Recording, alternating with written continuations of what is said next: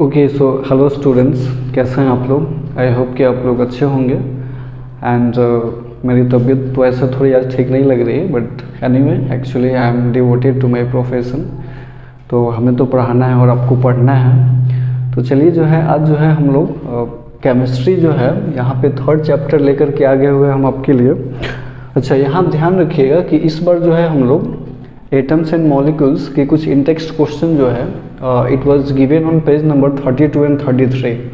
तो उसको जो है हम लोग यहाँ पे डिस्कस करने वाले हैं। अच्छा, ये क्वेश्चन जो है समझने वाला क्वेश्चन है। आपको क्वेश्चन को थोड़ा समझना पड़ेगा, ठीक है। एक्चुअली में क्या है कि अगर आप क्वेश्चन नहीं समझेंगे तो आपको प्रॉब्लम हो सकता है, और अगर आप वीडियो को ध्यानपूर्वक देखते हैं तो आपको कॉन्सेप्ट भी समझ में आएगा। यानी कि ये थोड़ा सा कॉन्सेप्चुअल क्वेश्चन है, तो आप थोड़ा सा ध्यान दीजिएगा। I need your attention. And अगर आपको ऐसा क्वेश्चन मिल जाए, अगर इस वीडियो को ध्यान से देख लीजिए, अगर ऐसा क्वेश्चन मिल जाए आपको तो फिर आप आसानी से उसको कर लीजिएगा इन फ्यूचर। दूसरी चीज़ की एकदम हलवा सा क्वेश्चन है, बस आपको थोड़ा ध्यान से इसको समझना है और देखना है। तो क्वेश्चन बोला है कि कोई एक रिएक्शन दिया हुआ है, जिस रिएक्शन में सोडियम कार्बोनेट और इथेनोइक एसिड का रिएक्शन हो रहा है। क्योंकि देखिए ये जो है यहाँ पे क्या है, रिएक्टेंट्स है। क्योंकि आपको पता है कि रिएक्टेंट्स क्या होता है, द सब्सटेंस और compounds that take part in a chemical reaction. किसी भी केमिकल रिएक्शन में वैसे सब्सटेंस या कंपाउंड्स जो पार्टिसिपेट करते हैं उसको हम लोग क्या बोलते हैं, रिएक्टेंट्स बोलते हैं। तो यहाँ पे सोडियम कार्बोनेट और एथेनोइक एसिड का रिएक्शन हो रहा है। अब यहाँ ध्यान दीजिएगा कि वैसे आपके समझने के लिए मैं सोडियम कार्बोनेट के यहाँ पे केमिकल फॉर्मूला भी लिख दिया हूँ। अगर आप चाहें तो ये भी लिख सकते हैं। ऐसे भी आप हायर क्लासेस में जाएंगे तो ये सब आपको पढ़ना ही पड़ेगा। तो थोड़ा सा आप आइडिया ले लीजिए। Na2CO3 है सोडियम कार्बोनेट का chemical formula, ethanoic acid CH3COOH। ध्यान रखिएगा कि जो एथेनोइक एसिड है इसको हम लोग एसिटिक एसिड के नाम से भी जानते हैं, जिसको आप लोग सिरका भी बोलते हैं, विनेगर आपके किचन में यूज होता है, ठीक है। अच्छा, तो ये दोनों रिएक्टेंट्स आपस में रिएक्ट कर रहे हैं।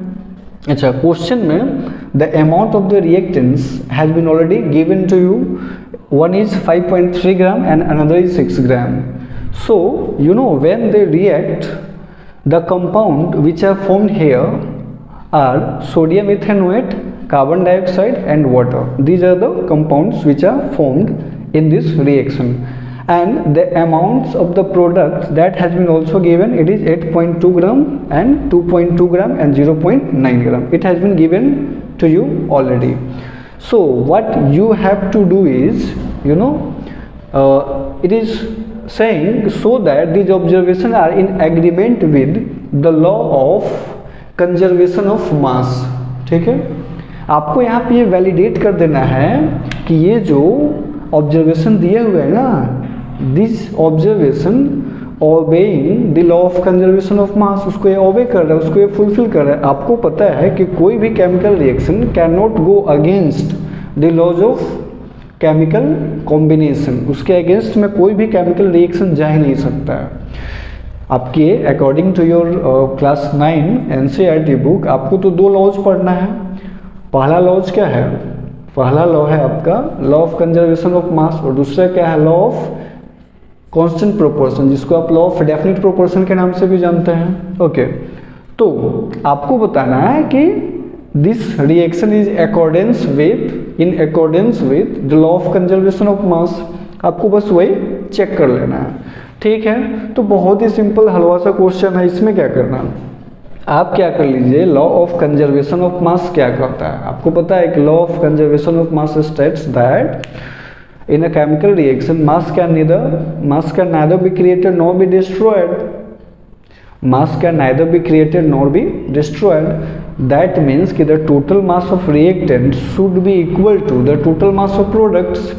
So you have to verify this only. अगर आप ये वेरीफाई कर लेते हैं और अगर आप ये दिखा देते हैं कि total mass of reactants, that means कि total mass before reaction is equal to total mass after reaction. जितना हमने रिएक्टेंट लिया, जो हमारा प्रोडक्ट बना, वो भी उतना ही है, तो फिर क्या प्रॉब्लम है, हो गया मेरा वेरीफाई। तो हम यहाँ लिखेंगे, क्या लिखेंगे कि टोटल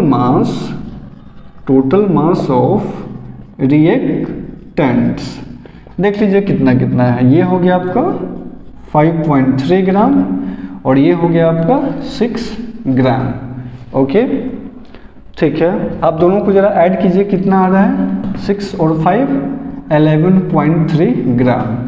ओके अब यहाँ हम लोग लिखते हैं कि टोटल मास ऑफ प्रोडक्ट्स। तो टोटल मास ऑफ प्रोडक्ट्स में क्या क्या प्रोडक्ट बन रहा है। सो आप तो देखिए ये सोडियम इथेनॉएट, कार्बन डाइऑक्साइड और वाटर। तो इन सारे मास को आप क्या कीजिए, ऐड कर दीजिए 8.2, 2.2 प्लस 0.9। अब बताइए आप ऐड करके कि इनको जब आप ऐड करेंगे तो कितना आएगा। ओके तो देखिए जरा यहाँ पे हम ऐड करते हैं और डेसिमल के बाद 9 to 11, 11 और 2, 13 का 3 कैरी 1, 1 2 1 3 और 8, 3 और 8 11, 11.3 ग्राम। अब LHS और RHS साइड जरा आप चेक कीजिए कि total mass of reactants is coming up to equal to total mass of products. Okay so hence it has been verified. Now we can write, हम लोग क्या लिख सकते हैं, टोटल लिखिए कि here total mass before reaction is equals to total mass after reaction, hence law of conservation of mass is verified। यानी कि आप यहाँ से बोल सकते हैं कि लॉ ऑफ कंजर्वेशन ऑफ मास जो है उसको ये क्या कर रहा है, वेरीफाई कर रहा है। क्लियर है ना। तो आप समझ गए, ये क्वेश्चन बहुत ही ईजी था, हलवा सा क्वेश्चन था। और अब कोई बच्चा नहीं बोलेगा कि हमको समझ में नहीं आया, है ना। नहीं तो अगर आप बोलते हैं, अगर कोई बच्चा बोलता है कि समझ में नहीं आया तो फिर मैं उस बच्चे के घर पे आऊँगा, है ना, हलवा खाने। तो ठीक है ना। तो आपको जो है क्वेश्चन को समझना है। और फिर भी मुझे पता है कि कुछ ऐसे बच्चे होंगे आप लोगों में जिनको नहीं समझ में आया हो, तो आप कमेंट कीजिएगा और कमेंट के माध्यम से आप हमसे पूछ सकते हैं, कोई बात नहीं है। क्योंकि सारे जो लर्नर्स होते हैं ना वो एक तरह के नहीं होते हैं, हमारे हाथ के जो 5 फिंगर्स हैं वो एक जैसे नहीं हैं। तो फिर आप लोगों को जो है मैं आपस में कंपेयर नहीं करना चाह रहा हूँ। बहुत बच्चे होते हैं जो बहुत इंटेलिजेंट होते हैं, कुछ होते हैं जो थोड़ा स्लो लर्नर होते हैं। So for the purpose of slow learners, उनके लिए जो है मैं बोल रहा हूँ कि आप जो है कमेंट करके आप हमसे पूछिए, जहाँ भी आपको डाउट हो रहा है। कोई प्रॉब्लम नहीं है, कोई दिक्कत नहीं है। डाउट होना स्वाभाविक है, आप बच्चे हैं, आप पढ़ रहे हैं। हम लोग भी इस एज में थे, इस उम्र में थे, तो हम लोगों को भी बहुत सारा डाउट होता था। हम लोग भी कोई बहुत बड़े इंटेलिजेंट नहीं थे, तो कोई प्रॉब्लम नहीं है। अगर आपको डाउट है आप आराम से कमेंट कीजिए, पूछिए, ठीक है। फिर हम लोग आपके लिए जो है नेक्स्ट क्वेश्चन हम लेकर के आते हैं। तो आइए इस बार जो है हम आपके लिए एक नेक्स्ट चोखा सा क्वेश्चन लेकर के आए हुए हैं। चोखा समझते हैं आप लोग। एक्चुअली पता नहीं आप किस स्टेट से देख रहे होंगे इस वीडियो को। एक्चुअली लिट्टी चोखा जो है बिहार में बहुत फेमस है ना। तो लिट्टी को हटा दीजिए तो चोखा बचता है ना। So you know this question is just like chokha. Okay, I am sorry to say you. Actually में इस क्वेश्चन में केमिस्ट्री कम नज़र आ रहा है और मैथमेटिक्स जो है थोड़ा ज़्यादा नज़र आ रहा है। दूसरी चीज़ क्या ये कि इस क्वेश्चन में आप पहले ये ध्यान दीजिए कि इस क्वेश्चन में कौन सा laws of chemical combination use होने वाला है। आप जरा हमको बताइए, सोच करिए। तो देखिए इसमें आपको लॉज ऑफ कांस्टेंट प्रोपोर्शन, जो कि सेकेंड लॉ है अकॉर्डिंग टू एनसीईआरटी बुक, या लॉ ऑफ डेफिनिट प्रोपोर्शन, वो कॉन्सेप्ट यहाँ पे आपको लगाना है, ठीक है। दूसरी चीज़ कि अगर थोड़ा सा मैथ का गुना भाग आपको आता है तो एकदम क्वेश्चन क्या है आपके लिए, खिचड़ी जानते हैं क्या होता है। अच्छा ये बताइए हमारा नेशनल फूड क्या है, नेशनल फूड एक जीके का क्वेश्चन मैं आप लोगों से पूछ रहा हूँ। आपको पता है कि आपका नेशनल फूड क्या है? खिचड़ी। खिचड़ी जो है हमारा नेशनल फूड है।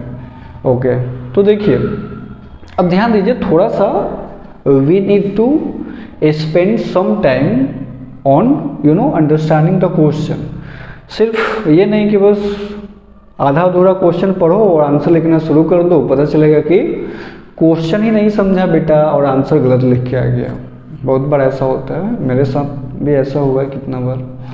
जल्दी जल्दी करने के चक्कर में पता चलता है अरे आंसर तो ये लिखना था, लिख के आ गए कुछ और, हो गया टाइम फिश। आइए तो देखते हैं, क्वेश्चन बोला कि hydrogen and oxygen combine in the ratio 1:8 by mass. आपको पता है कि हाइड्रोजन और ऑक्सीजन जो है कैसे कंबाइन करते हैं, चलिए देख लेते हैं। थोड़ा सा आपको हम यहाँ पे समझाने की कोशिश करते हैं। आपको पता है कि हाइड्रोजन और ऑक्सीजन जब आपस में रिएक्ट करते हैं तो वाटर बनाते हैं, सिंपल सी बात। अच्छा, अगर आप इसको बैलेंस करना चाहें तो आप इसको बैलेंस कर लीजिए, ठीक है।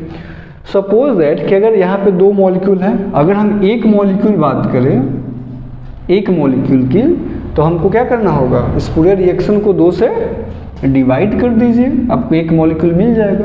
2 से डिवाइड करेंगे, ये हो जाएगा, ये हो जाएगा हाफ और 2, ये हो जाएगा H2O, हो गया। देखिए हमको यहाँ पे क्या मिला, 1 मॉलिक्यूल ऑफ वाटर। अब 1 मॉलिक्यूल ऑफ वाटर की अगर हम बात करें तो आप ये हमको बताइए कि इसमें हाइड्रोजन के 2 एटम यूज हुए हैं, और आपको पता है कि हाइड्रोजन के एक एटम का जो मास है कितना होता है, 1 AMU या फिर 1 U, यूनिफाइड मास सिंपली आप बोल सकते हैं as per latest IUPAC recommendation. Okay, तो यहाँ पे 2 एटम है तो इनका मास 2U हो गया। अच्छा, ऑक्सीजन की बात करें तो ऑक्सीजन का एटॉमिक मास कितना होता है, 16U। अगर आपको एटॉमिक मास नहीं याद है, एटलीस्ट आपको 1 to 20 एलिमेंट्स का एटॉमिक मास तो आपको याद ही होना चाहिए। अरे यार, अगर नहीं याद है तो शर्म करो, जाओ भाई आप लोग याद करो, इससे काम नहीं चलने वाला है ना। आप लोग सोचो कि बस सत्यनारायण भगवान का कथा हो रहा है, आए प्रसाद लेके घर जाएं, तो ऐसा थोड़ा होता है। पढ़ाई करना है ना, तो थोड़ा ध्यान से पढ़ो, क्या समझे। तो यहाँ जरा ध्यान से देखो कि अब जरा देखो, ये तुम्हारा हो गया क्या, वाटर। अब ये वाटर हाइड्रोजन ऑक्सीजन के बाई मास 2:16, इसको सिंपलेस्ट रेशियो में चेंज करते हो तो ये 1:8 आता है तुम्हारा, ठीक है। तो ये तुमको ये समझना है कि जब भी वाटर बनेगा तो तुमको एक चीज़ ध्यान रख लेना है, क्या पता है, ऑक्सीजन का जो मास है ये हमेशा हाइड्रोजन के मास का 8 टाइम्स होना चाहिए। बस बस बस इतना बात अगर तुम समझ गए, ये क्वेश्चन एकदम हलवा सा है, बस हलवा खाओ और जाओ घर, हम भी चलते हैं अपने घर। ओके, तो देखो ये ध्यान रखना है कि जब भी तुम वाटर बनाओ, ये हमेशा ध्यान रखना है कि जो ऑक्सीजन का मास होगा वो हाइड्रोजन के मास का हमेशा 8 टाइम्स होना चाहिए, हमेशा 8 गुना होना चाहिए, ठीक। अब तुम हाइड्रोजन कुछ भी ले लो, हाइड्रोजन का मास कुछ भी ले लो, उसका 8 टाइम्स कर दो, उतना ऑक्सीजन का मास तुमको लेना ही है, तभी जाके वाटर बनाएगा, नहीं तो कुछ और बना लेगा। नहीं तो पता चला कि तू वाटर बनाते बनाते कुछ और बना दिया, लैब में गया और कुछ और बना दिया। समझ में आ रहा है ना। तो चलो देखो अब इसको जरा ध्यान से, आराम से, प्यार से समझते हैं क्वेश्चन को। ओके, तो what mass of oxygen gas would required to react completely with 3 gram of hydrogen gas. अब बोल रहा है कि what mass of oxygen gas would require, अगर मान लो कि तुमको हाइड्रोजन हम 3 ग्राम दे दे। देखो बच्चा, हाइड्रोजन 1 ग्राम था तो तुमको ऑक्सीजन लेना पड़ा 8 ग्राम। अब अगर हाइड्रोजन हम तुमको बोले कि तुम ये 3 ग्राम ले लो हाइड्रोजन, तो उस केस में अब तो अभी तुमको बताया कि ऑक्सीजन इसका 8 टाइम्स लेना पड़ेगा, तो 3 का 8 टाइम्स बताओ कितना हो जाएगा, 3 का 8 टाइम्स 24 ग्राम। सिंपल सा यार, यूनिटरी मेथड तो पढ़े होगे ना। अगर यूनिटरी मेथड नहीं पढ़े हो, 7-8 क्लास पढ़ के आए हो, उसमें यूनिटरी मेथड पढ़ना है यार। ये बताओ, एक कलम का दाम 10 रुपया 1 कलम का दाम 10 रुपया, तो 5 कलम का दाम क्या है इसे बताना। तो सिंपल सी बात है कि अगर ये 1 ग्राम था तो ये 8 ग्राम था, तो इसको 3 गुना किया तो इसको भी 3 गुना कर दो ना, क्या करना है, क्या प्रॉब्लम है, बस हो गया, काम खत्म, जाओ, हो गया। तो इसका जो आंसर क्या आया कि अगर तुम 3 ग्राम और हाइड्रोजन लोगे तो ऑक्सीजन लेना पड़ेगा तुमको 24 ग्राम, बस हो गया, आंसर खत्म खत्म। क्या लिखोगे? अब थोड़ा लैंग्वेज भी चाहिए, पता है मुझे, समझ तो गया, लेकिन फिर भी कहोगे सर लिखना कैसे है, प्लीज़ बता दीजिए ना, मुझे लिखने नहीं आता है। चलिए देखते हैं कैसे लिखना है, जो मैं बोल रहा हूँ हिंदी में उसको इंग्लिश में कन्वर्ट करके लिख लो ना, वो भी नहीं आता। चलो देखो, as we know that in 1 molecule of H2O, okay, 1 gram hydrogen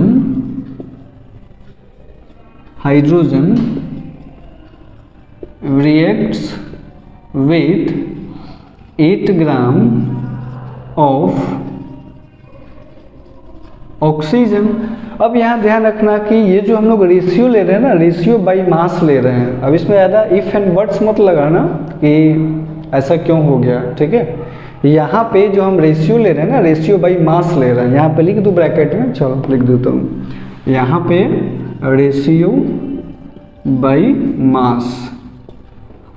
So as we know that in 1 molecule of H2O 1 gram of hydrogen react with 8 gram of oxygen.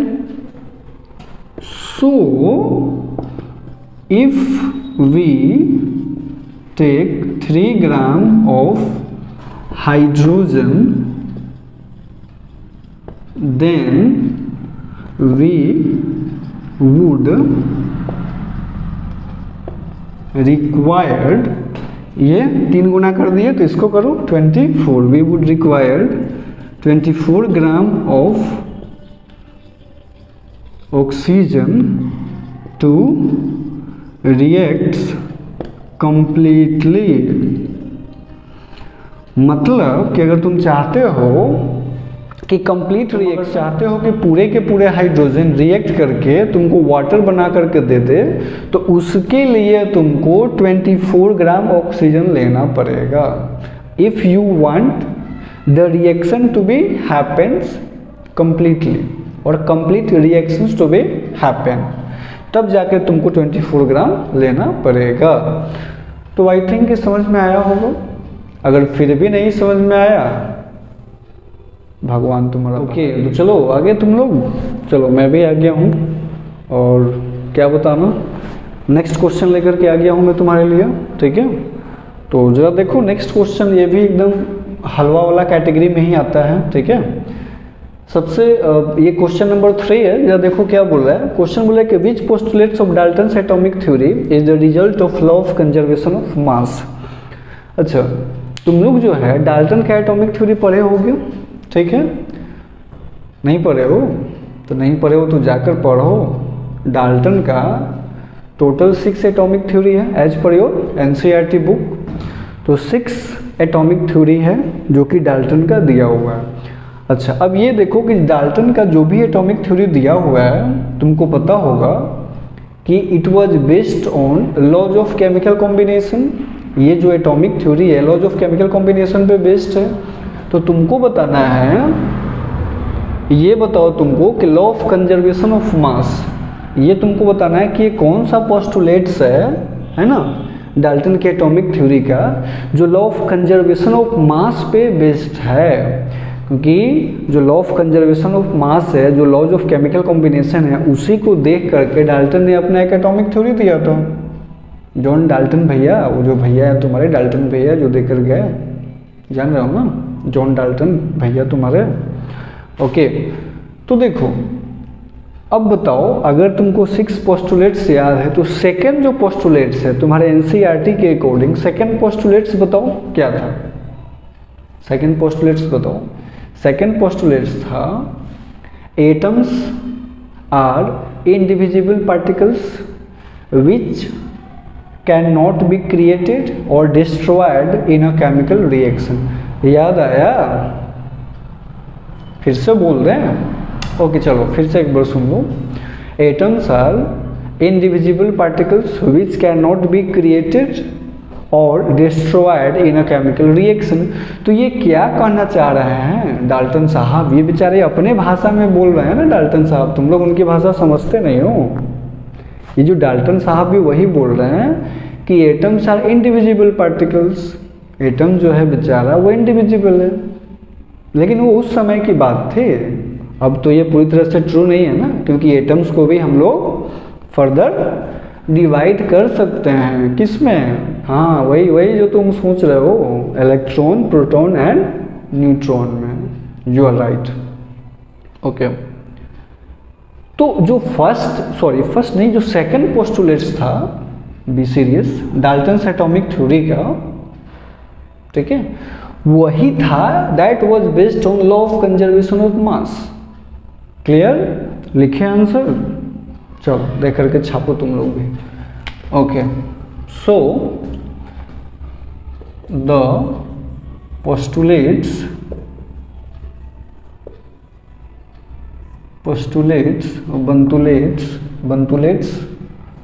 the postulates of Dalton's atomic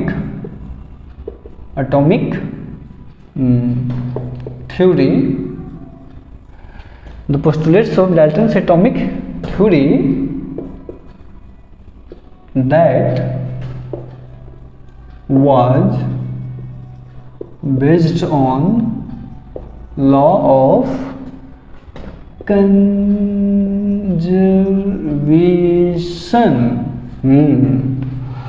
okay, दिख रहा है ना?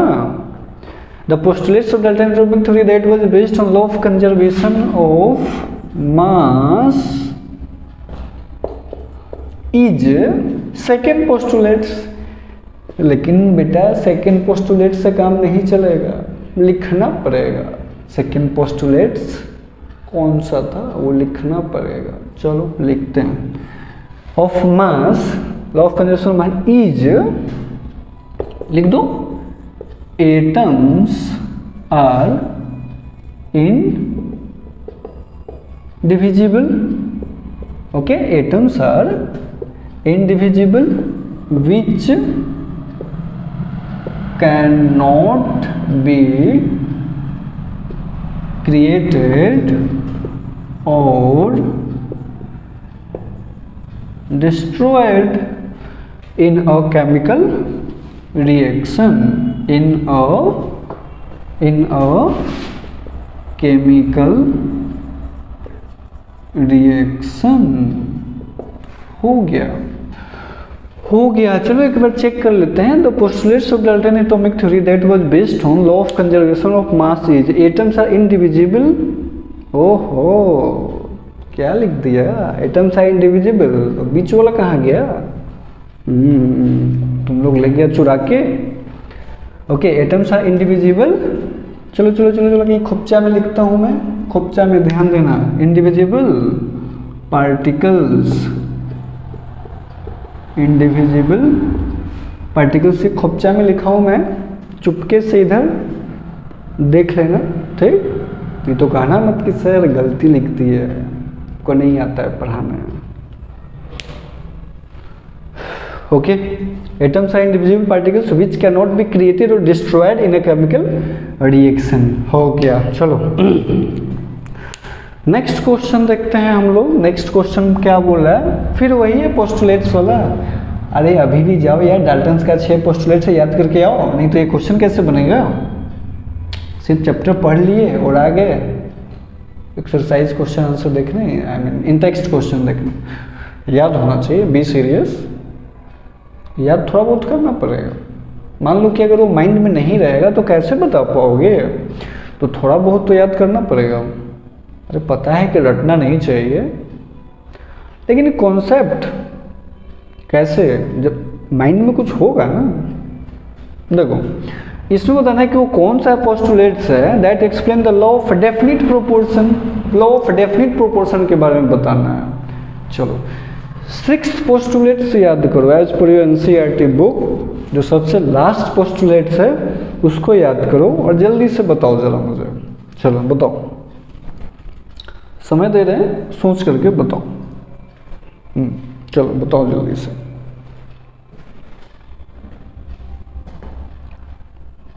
याद आया? नहीं याद आया? नहीं याद आ रहा है? बादाम खाओ, बादाम, कच्चा बादाम। आजकल बहुत सॉन्ग ये ट्रेंड में चल रहा है, कच्चा बादाम। ये सॉन्ग बहुत जल्दी याद हो जाता है तुम लोगों को, इन केमिस्ट्री का और फिजिक्स का याद करने में। ओके, कच्चा बादाम। चलो इधर ध्यान दो। तो देखो, अच्छा देखो, और ये जो 6 पोस्टुलेट्स है मैं भी याद करने की कोशिश करता हूँ। देखो कहता क्या है कि relative kind and number of atoms, relative kind and number of atoms is always constant in a given compound. समझ में आ रहा है क्या कह रहा है कि रिलेटिव काइंड एंड नंबर्स, यानी कि relative number and kinds of atoms are always constant in a given compound. मतलब ये क्या करना चाह रहा है कि मान लो कोई गिवन कंपाउंड है तुम्हारा, जैसे सपोज दैट कि अगर तुम वाटर ही ले लो, ये तुम्हारा वाटर हो गया, तो अगर ये वाटर है, if you are saying it water, if it is a compound, water है ना, हाँ चलो वाटर है, अगर ये वाटर है तो तुम चाहे कहीं से भी इसको ले आओ, नदी से, तालाब से, कुआं से, झील से, समुंदर से, हैंडपंप से, नल से, कहीं से भी ले आओ, अगर ये वाटर है तो इसका जो केमिकल कंपोजिशन होगा हाइड्रोजन और ऑक्सीजन से ही मिलके बना होगा। तो हाइड्रोजन एंड ऑक्सीजन से ही मिलके बना हुआ है। तो रिलेटिव काइंड की जो बात कर रहे थे न्यूटन भैया, सॉरी यार न्यूटन भैया का याद आ गया, डाल्टन भैया, न्यूटन भैया मेरा पीछा नहीं छोड़ेंगे। डाल्टन भैया का जो बोल के डाल्टन भैया जो बोल रहे हैं कि relative kinds and numbers of atoms are always constant in a chemical compound.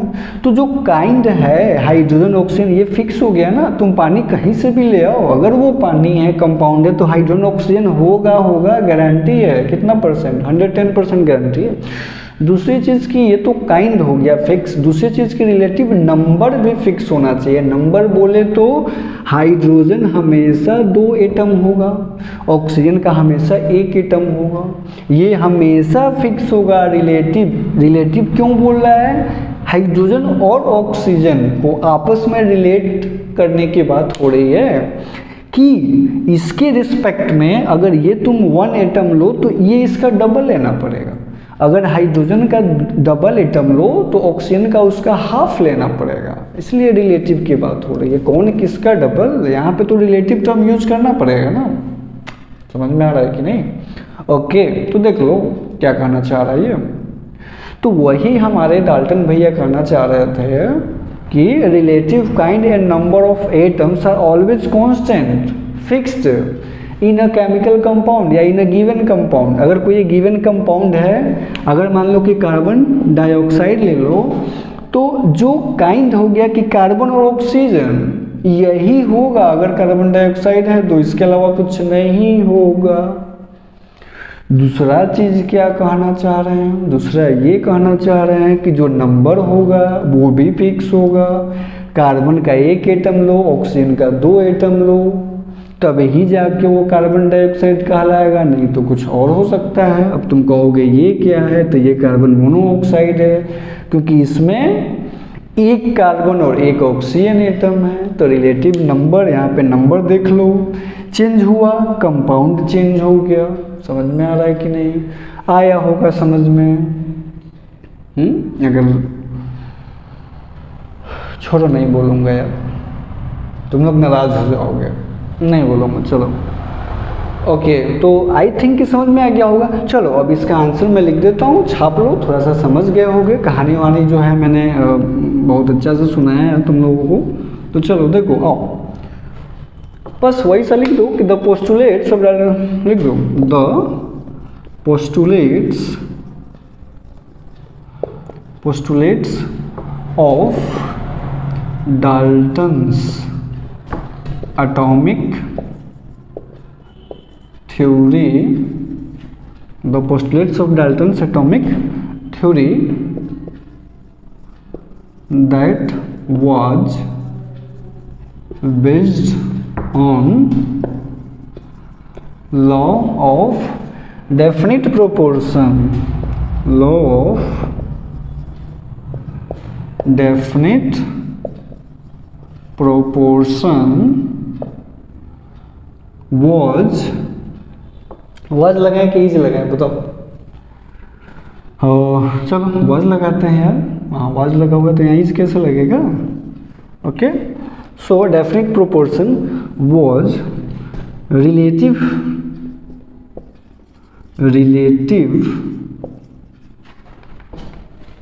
Short में लिख दे number, relative numbers and kinds of atoms are always constant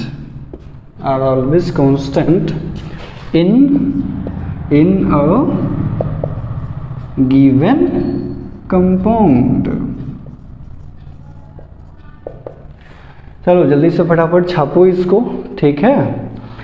और छापने के बाद क्या करोगे, तो देखो इनटेक्स्ट क्वेश्चन जो था तुम्हारा, ये पेज नंबर 32 33 इसमें 4 इनटेक्स्ट क्वेश्चन था, ये चारों हम लोग डिस्कस कर चुके हैं।